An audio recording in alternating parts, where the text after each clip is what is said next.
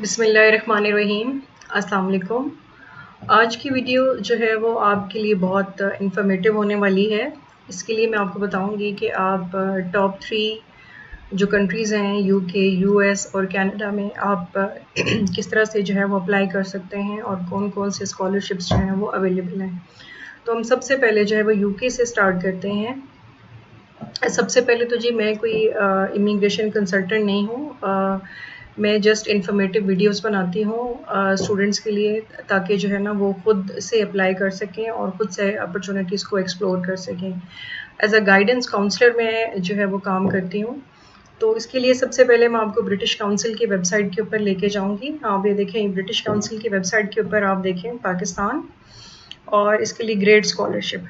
अब grade scholarship क्या है? बेसिकली ये ब्रिटिश काउंसिल का जो है यूके गवर्नमेंट का एक इनिशिएटिव है कि इसमें काफ़ी सारी यूनिवर्सिटीज़ शामिल हैं। मैं भी आपको लिस्ट दिखाती हूँ यूनिवर्सिटीज़ की, जिसमें पाकिस्तानी स्टूडेंट्स जो हैं वो अप्लाई कर सकते हैं for under graduate courses and PhD scholarships के लिए भी यहाँ पे अपॉर्चुनिटीज़ अवेलेबल हैं। अभी ग्रेड स्कॉलरशिप के लिए जो है वो ऑप्शंस अवेलेबल हैं। एप्लीकेशंस एक्सेप्ट कर रहे हैं वो 2023 एंड 2024 के लिए।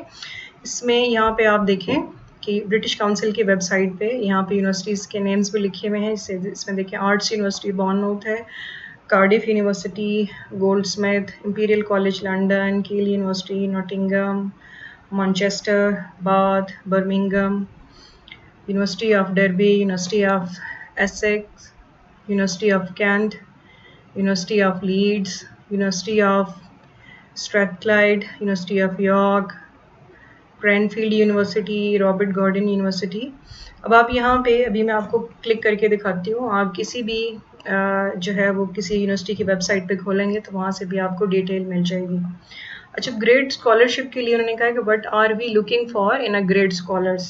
तो great scholar must be a citizen of Pakistan, have an undergrad degree, be motivated, have an interest in the proposed subject area, meet the English language requirement of the UK higher education institutions, जो कि normally आपका IELTS होता है। UK में IELTS acceptable है। अगर आपका minimum 6.5 score है या उससे अबव जितना आप ले सकते हैं, तो उसके लिए आपको जो है वो स्कॉलरशिप लेना उतना ही ज़्यादा आसान हो जाएगा। So they establish an engagement with the UK as a scholar through personal and academic fulfillment. Be willing to attend a networking event of all UK-based grade scholars to discuss experience and capture perceptions of studying in the UK. So they be willing to maintain contact with the British Council and their higher education institutes and act as the ambassador of the grade scholarships. As an alumnus of the grade scholarships, be willing occasionally to speak to potential candidates about other on experience of studying in the UK. So आप apply किस तरह से कर सकते हैं? उन्होंने कहा कि आप डायरेक्टली जो ऊपर यूनिवर्सिटीज़ के नेम मेंशन है, आप उनकी वेबसाइट पे क्लिक करेंगे तो वहाँ पे सारी डिटेल्स जो हैं वो आ जाएंगी। जैसे यहाँ पे मैंने एक यूनिवर्सिटी जो है, ये यूनिवर्सिटी ऑफ मैनचेस्टर को मैंने ओपन किया हुआ है। आप यहाँ पे देखें ग्रेड स्कॉलरशिप। इसी तरह से आप बाकी यूनिवर्सिटीज़ को भी जो है वो उनकी वेबसाइट को आप क्लिक करें तो आपके सामने सारी डिटेल आ जाएगी। अब यहाँ पे देखें, यूनिवर्सिटी ऑफ मैनचेस्टर ने यहाँ पे लिखा हुआ है कि university of Manchester in partnership with the British Council and the Great Britain campaign is offering 8 scholarship to students in Bangladesh, Kenya, Mexico, Nigeria, Pakistan, Thailand and Turkey who are applying for 1-year master's program and will enroll in 2023-24 academic year. अब grade scholarship जो है ये आपका basically masters programme के लिए है। इसमें अभी मैं आपको अंडर ग्रेड के लिए भी बताती हूँ। अंडर ग्रेड के लिए आप जो है वो इसकी जो है वो यूके जो है वो सीसा की एक अलग वेबसाइट है, आप उसके ऊपर जा सकते हैं और वहाँ से यूनिवर्सिटीज़ को अप्रोच कर सकते हैं। यहाँ पे उन्होंने देखें कि उन्होंने कहा है कि it is launched by British Council and 49 UK universities support postgraduate students accessing world-class UK higher education opportunities. This program offers a minimum of £10,000 to students pursuing a 1-year postgrad program in the UK. अब यहाँ पे आप देखें कि being a Pakistani student, अगर आप यहाँ पे जो यूनिवर्सिटीज़ ऊपर मेंशन की हुई हैं, आप इनमें ये 49 और जो यूनिवर्सिटीज़ हैं इनमें अगर आप अप्लाई करते हैं अपने इंटरेस्ट के सब्जेक्ट में, तो आपको जो है, अगर आप स्कॉलरशिप के लिए, ग्रेड स्कॉलरशिप के लिए जो है वो अगर आप ग्रेड स्कॉलरशिप के लिए अप्लाई करते हैं और अगर आपको ऑफ़र मिल जाती है तो आपको वो $10,000 का स्कॉलरशिप देंगे। अच्छा, अब इसमें वो यहाँ पे क्वेश्चन है कि what country must I come from to be eligible for this scholarship. अब यहाँ पे ये देखें पाकिस्तान लिखा हुआ है, तो आपका डाउट क्लियर हो गया कि पाकिस्तान शामिल है या नहीं है। इसी तरह से आप यहाँ नीचे जाते जाएं तो ये पाकिस्तान लिखा हुआ है, ऑल टार्ट मास्टर्स प्रोग्राम, जितने भी मास्टर्स प्रोग्राम है यहाँ पे आप क्लिक करेंगे तो इसकी बाकी डिटेल आ जाएगी। सो अगला क्वेश्चन ये कि how will I receive my scholarship. The university of Manchester grade scholarship will be awarded in the form of partial fee waiver. So what's the eligibility criteria? The most important question eligibility criteria के लिए आप यहाँ पे section, ये PDF document है, आप इसको click करेंगे। अभी हम इसको क्लिक करके भी देख लेते हैं।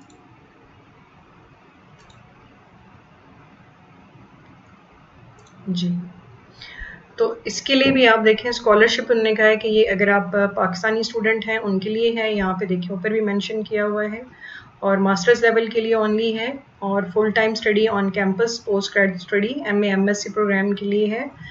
और इसके अलावा उन्होंने कहा है कि scholarship can only be awarded to applicants who are classified by the university as an international tuition fee waiver. और इसके लिए उन्होंने कहा कि applicants for scholarships are required to submit a completed application form by 1 June 2023। अब इसके लिए जो है वो क्योंकि प्रोसेस ऑलरेडी स्टार्ट है, तो नेक्स्ट एप्लीकेशन जो आप अप्लाई कर सकते हैं वो नेक्स्ट ईयर जून से पहले आप अप्लाई कर सकते हैं। लेकिन अभी कुछ यूनिवर्सिटीज़ का मैंने लिंक खोल के देखा था, उनमें ओपन आ रहा था। अब फिर प्रोफिशेंसी इन इंग्लिश होनी चाहिए, और एक अच्छा प्रोफाइल आपका होना चाहिए। इंग्लिश लैंग्वेज रिक्वायरमेंट है आपकी, एक्स्ट्रा करिकुलर एक्टिविटीज़ आपकी होनी चाहिए। और इसके अलावा बाकी ये जो लिस्ट है ये आप इसको वहाँ से जो है वो खुद भी पढ़ सकते हैं। अच्छा, की डेट्स उन्होंने लिखी हुई हैं वही कि 1 जून तक आप जो है वो एप्लीकेशन सबमिट करवा दें। So how do I apply? How do apply के लिए आपको जो है वो एक तो यूनिवर्सिटीज़ की जो है वो वेबसाइट के ऊपर जाना पड़ेगा, वहाँ पे डेट्स एंड वो हर चीज़ वहाँ पे मेंशन होगी, वहाँ से आप अप्लाई कर सकते हैं।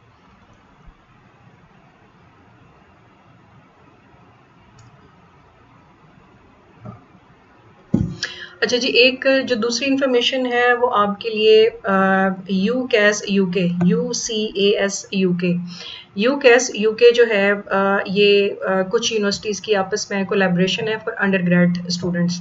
अंडर ग्रेजुएशन के लिए अगर आप अप्लाई करते हैं तो थोड़ा सा एक अनफॉर्चुनेटली ये है कि यूके में अगर आप अंडर ग्रेड के लिए अप्लाई करते हैं तो वहाँ पे आपको fully funded scholarship under grade level पे नहीं मिलता। यूके में 3 इयर्स अंडर ग्रेड प्रोग्राम होता है, लेकिन पार्शियल आपको स्कॉलरशिप मिलता है, यानी वो थोड़ा बहुत एंट्री लेवल का या जैसे 2-3 हज़ार पाउंड का या इस तरह का कोई स्कॉलरशिप आपको मिल सकता है, या आप बहुत ज़्यादा कोई एक्स्ट्रा ऑर्डिनरी स्टूडेंट हैं तो तब आपको जो है वो स्कॉलरशिप अंडर ग्रेड लेवल पे मिल सकता है। हाँ, लेकिन पोस्ट ग्रेजुएट लेवल पे और PhD लेवल पे आपको बहुत सारे स्कॉलरशिप्स मिलते हैं।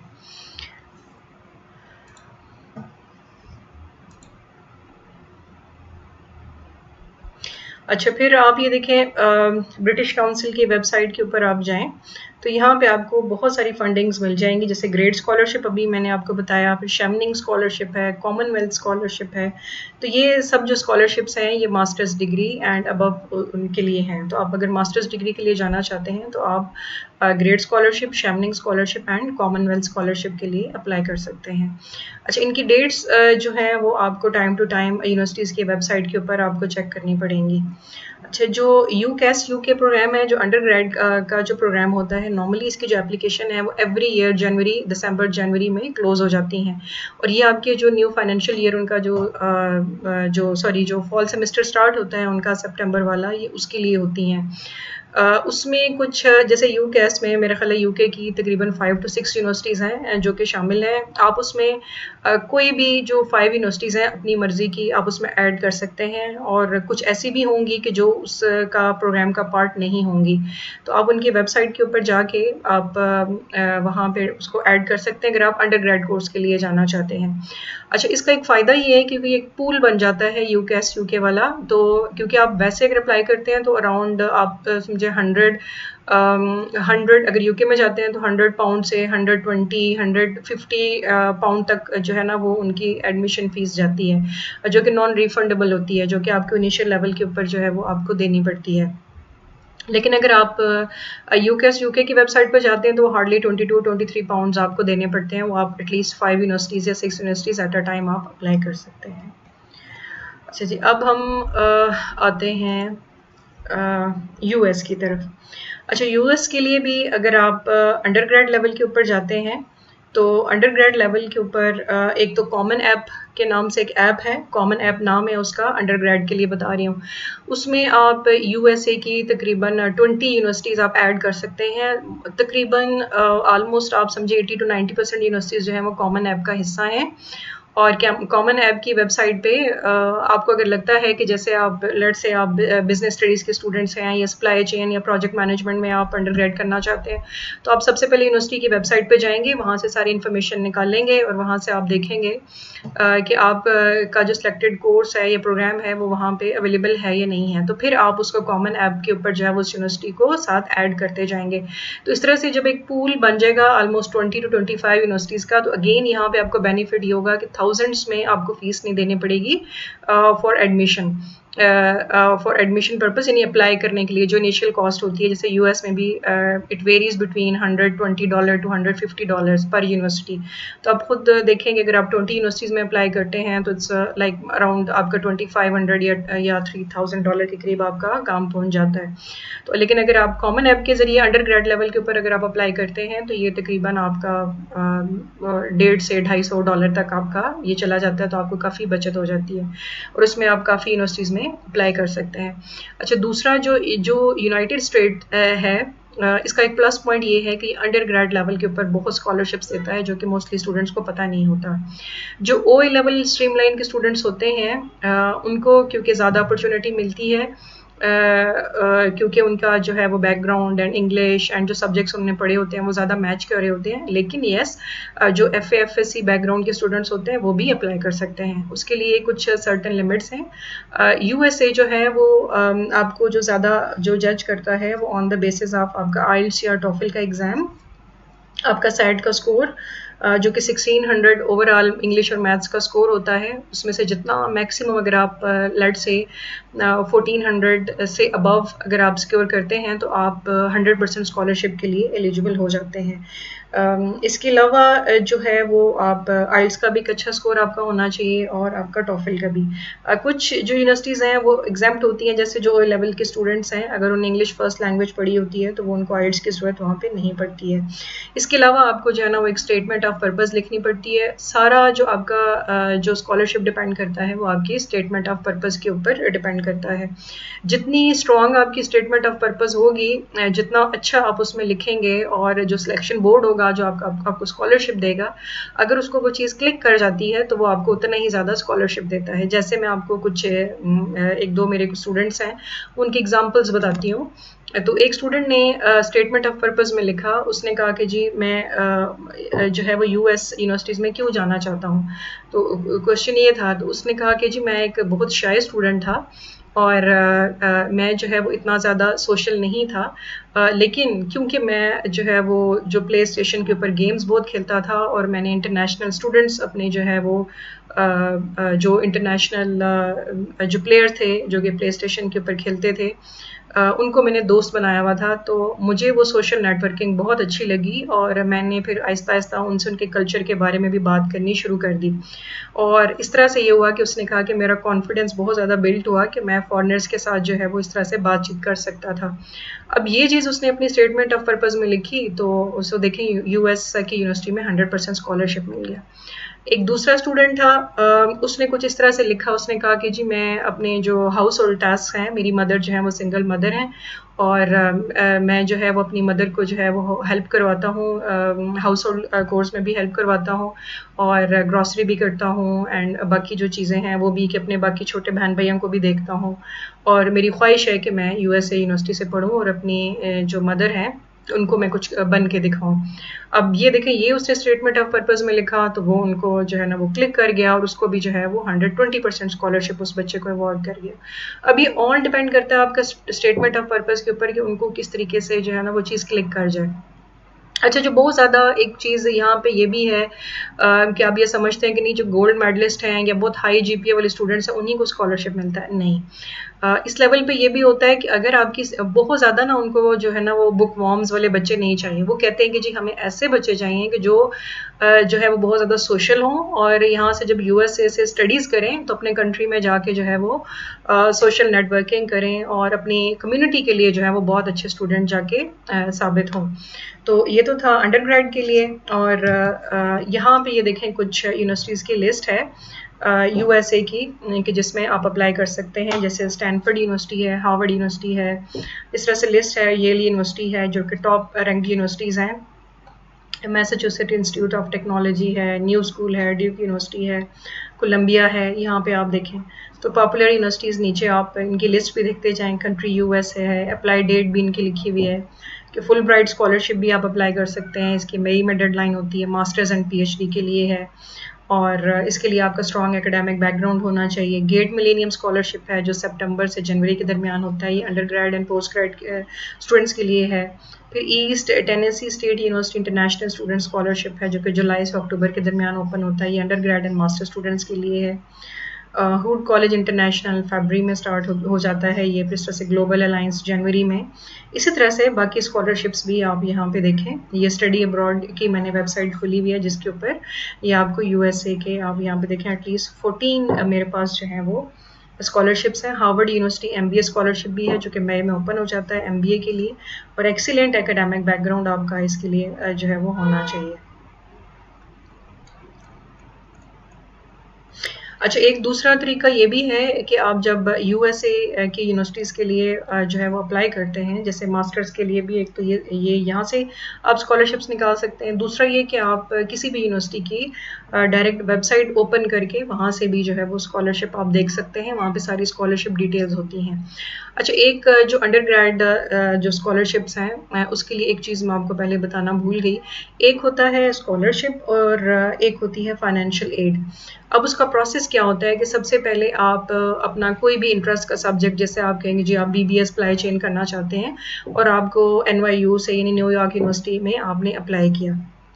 ऑब्वियसली टॉप रैंक यूनिवर्सिटी है तो उसका मेरिट भी काफ़ी हाई होता है। तो लेकिन अगर आप जो है वो आपकी स्टेटमेंट ऑफ पर्पस और बेस्ट एकेडमिक बैकग्राउंड है, आपका आइल्स या टॉफल स्कोर भी बहुत अच्छा है, तो आप अप्लाई करें। तो सबसे पहले आप जो तरीक़ेकार होता है वो ये होता है कि आप यूनिवर्सिटी में जो है वो ऑफ़र लेटर जो है वो आपको देती है। तो अगर यूनिवर्सिटी आप जो है वो आपका एकेडमिक बैकग्राउंड देख के, आपकी स्टेटमेंट ऑफ पर्पस एंड चीज़ें देख के अगर उनको अच्छा लगता है तो वो आपको ऑफ़र लेटर दे देती है। तो ऑफर लेटर क्या होता है बेसिकली कि दे आर एक्सेप्टिंग यू। अब नेक्स्ट जो चीज़ आ जाती है कि जी अब अगर आप या तो स्कॉलरशिप लेना चाहते हैं, फाइनेंशियल एड लेना चाहते हैं, या आप खुद से अफोर्ड कर सकते हैं। अब बीइंग अ पाकिस्तानी स्टूडेंट, क्योंकि यूएस डॉलर जो है वो इन्फ्लेशन के बाद काफ़ी ऊपर चला गया, तो करोड़ों में फ़ीस बन जाती है पर ईयर, तो बहुत मुश्किल हो जाता है। तो उसके लिए फिर आप जो नेक्स्ट, जब आपको ऑफर लेटर होता आ जाता है तो फिर जो नेक्स्ट प्रोसेस है वो आपका स्कॉलरशिप अप्लाई करने का होता है। जब आप स्कॉलरशिप अप्लाई करते हैं तो उसमें वो जो है वो अब ये यूनिवर्सिटी की मर्जी होती है कि आपको 100% स्कॉलरशिप दे सकती है। 120%, 120% का मतलब होता है कि उसमें आपको एयर फेयर भी इंक्लूड हो जाता है आपको, और 100% में होता है कि पूरी फीस एंड आपका जो हॉस्टल अकोमोडेशन है वो आपका फ्री हो जाता है। अच्छा, लेट से कि जिन्हें यूनिवर्सिटी ने आपको 100% स्कॉलरशिप नहीं दिया, लेट से 70% दिया, बट स्टिल आप उनको लिखते हैं कि नहीं, स्टिल मैं जो 30% है वो पाकिस्तान से मैं नहीं दे सकता या दे सकती, मेरे लिए स्टिल बहुत ज़्यादा है। तो फिर आपने देखना है कि क्या यूनिवर्सिटी का कोई फाइनेंशियल एड भी है। तो आप फाइनेंशियल एड के ऊपर जब देखते हैं तो वो भी अवेलेबल होती है। तो फाइनेंशियल एड के ऊपर आप क्लिक करते हैं, आप कहते हैं जी, फिर वो यूनिवर्सिटी डिसाइड करती है कि आपको और कितनी ज़्यादा हम फाइनेंशियल एड जो है वो देख सकते हैं। अच्छा, इसके अलावा जो है वो कुछ डोनर्स भी होते हैं कुछ यूनिवर्सिटीज़ में। वो नॉर्मली जो है वो आप उनसे मिल नहीं सकते हैं डोनर से, क्योंकि वो उन्होंने अपनी आइडेंटिटी हाइड की हुई होती है, और कुछ जो वेबसाइट्स होती हैं वो उनकी जो है वो वहाँ पे मेंशन होता है कि अगर आप डोनर्स के लिए अप्लाई करें। अब ये डोनर की मर्जी है कि जो है वो कौन सी एप्लीकेशन जो है वो उसको क्लिक कर जाए। डोनर को आपसे क्या चाहिए होता है कि जब आपकी स्टडी कंप्लीट हो जाती है तो एक अच्छा सा आप जो है ना वो थैंक्स लेटर आप उनको लिख देते हैं, और आप उनको बताते हैं कि जी कि आपने जो है जो स्टडी कंप्लीट की है वो आपकी जो फाइनेंशियल सपोर्ट थी वो उसकी हेल्प के बगैर मुमकिन नहीं हो सकी थी। अच्छा, ये तो था आपका ये इनका यूएस यूनिवर्सिटीज़ का।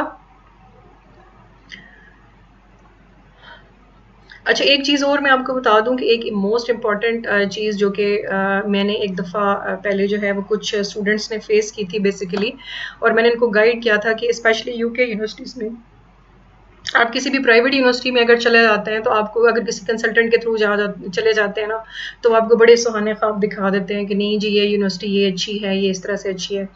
तो आप जो है ना वो एडमिशन तो मिल जाता है, आपको वीज़ा भी ग्रांट हो जाता है वहाँ अगर आप रहते हैं, तो शायद आपको जॉब में भी हेल्प हो जाए।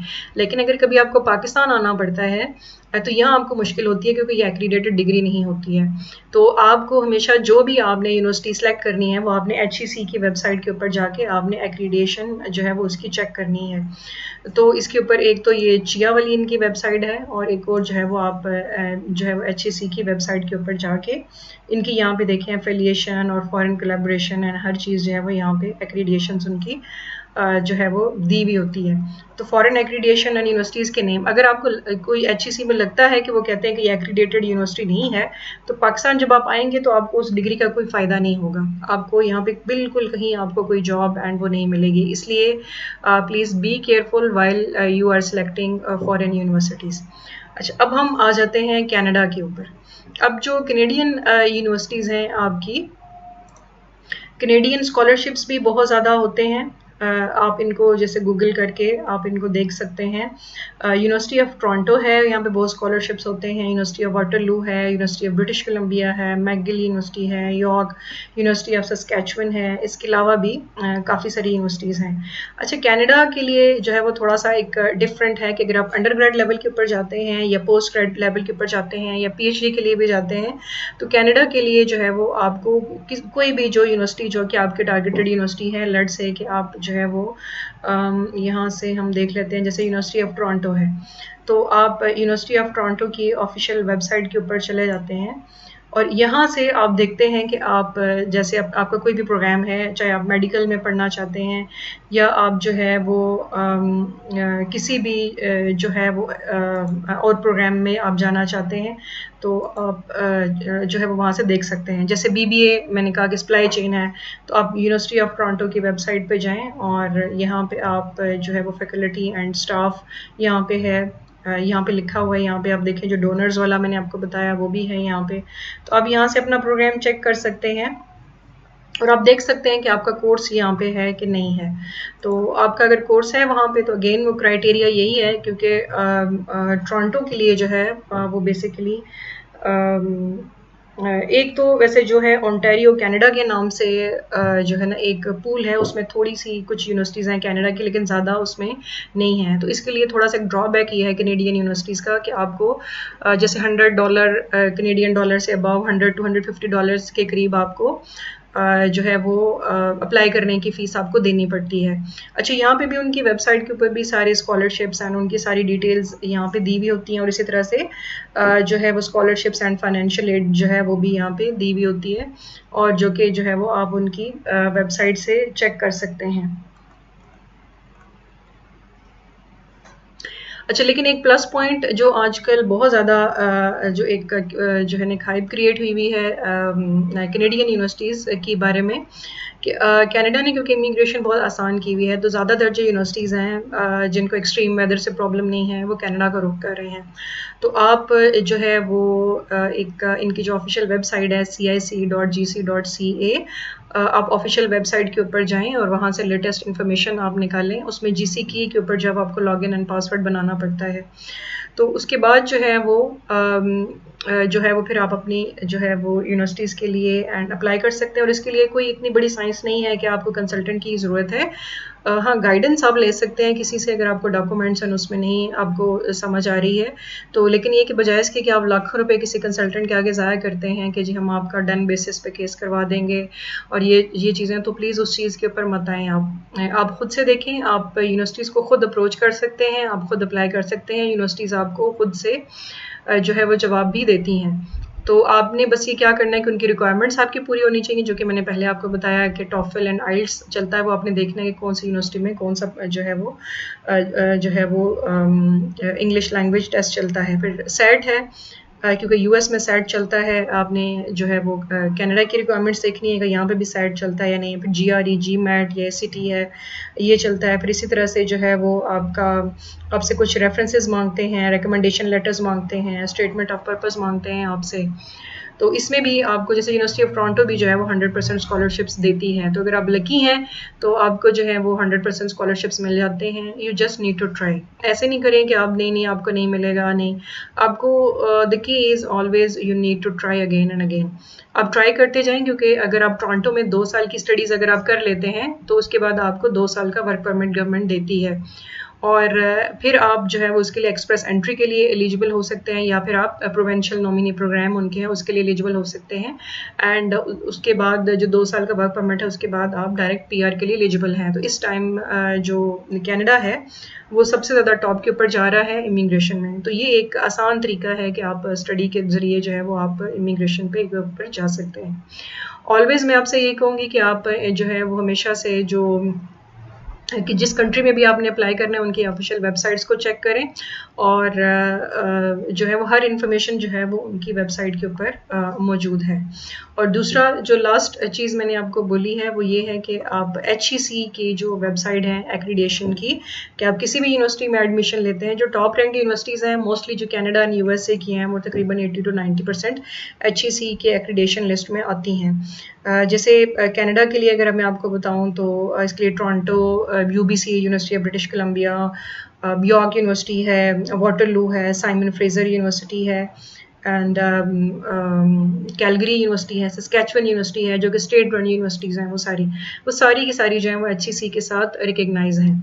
अगर आप UK में भी जाते हैं तो UK में भी आपको 2 साल की स्टडीज़ के बाद जो है वो आपको 2 साल का वर्क परमिट मिलता है, जो कि स्टडी परमिट कहलाता है। स्टडी परमिट के बाद आप उसको जो है वो दूसरे वर्क परमिट में ट्रांसफ़र करवा सकते हैं, जो कि आपको UK में इनिशियली पहला जो वर्क परमिट मिलता है वो 3 इयर्स का है, फिर 2 इयर्स का, एंड देन आप जो है वो इंडेफिनिट के लिए अप्लाई कर सकते हैं। तो ये उसके लिए प्रोसेस है। USA में ये है कि अगर आप जो है वो मास्टर्स डिग्री के ऊपर जाते हैं तो वहाँ भी उनके डिफरेंट प्रोग्राम्स हैं। जैसे अभी EB2 जो है वो उन्होंने लॉन्च किया है, NIW जो कि नेशनल इंटरेस्ट वेवर प्रोग्राम है, आप उसके लिए अप्लाई कर सकते हैं। और अगर आप किसी स्टेम कोर्स में गए हैं जो कि science, technology, engineering and management के बैकग्राउंड से हैं, तो आपके ज़्यादा चांसेस हैं कि आपका जो है वो वर्क परमिट वहाँ पे आपका जो है वो जो स्टडी परमिट है आपका वो वर्क परमिट में कन्वर्ट हो जाता है। तो ये तो थी जी सारी आज की इन्फॉर्मेशन।